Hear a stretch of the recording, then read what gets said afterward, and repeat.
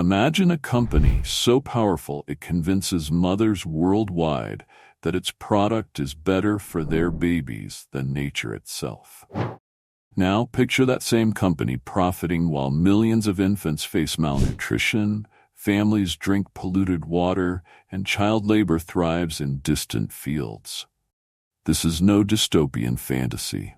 This is Nestlé, the company that built its empire on lies, exploitation, and the suffering of the world's most vulnerable. The formula scandal: how Nestlé fooled the world. In the 1970s, Nestlé wasn't content with its place as a baby formula producer. Their ambition was far darker. Nestlé wanted to sell formula to every mother, even those who didn't need it. But there was a problem: nature. Breast milk was not only free, but it was far superior to anything Nestlé could manufacture. So how did they expand their market? Deception. Nestlé launched a massive campaign to convince the world that their formula was better than breast milk. They paid doctors to endorse it, dressed saleswomen as nurses to push it, and handed out free samples to new mothers.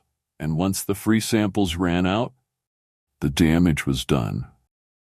Many mothers had stopped producing breast milk, making them loyal customers for life. How many babies paid the price? But there was a darker side to this strategy. In developing countries where clean water was a luxury, Nestlé's formula became a death sentence. Mothers unknowingly mixed the powdered formula with contaminated water, resulting in an explosion of infant mortality rates. Babies fed formula in these conditions were up to 25 times more likely to die from diarrhea and other illnesses. The company knew this, but it didn't stop them. Instead, they printed instructions in languages the mothers couldn't even read, absolving themselves of responsibility while profiting off death. The Senate hearings. Nestlé in the hot seat. In 1978, Nestlé's dirty secrets finally reached the U.S. Senate, where executives were questioned about their deadly formula. The evidence was damning. Nestlé admitted they were aware of the risks, but shifted the blame to the impoverished communities using their products. Their defense?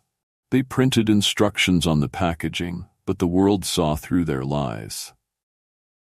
By 1981, the World Health Organization had imposed strict regulations to prevent companies like Nestlé from comparing formula to breast milk.